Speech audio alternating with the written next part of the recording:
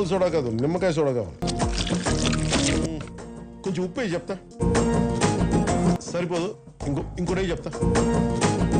బాగా కలిపి చెప్తా. బాగా మంచి నొరక కూడా రావాలి రాయ్. చాలు చాలు.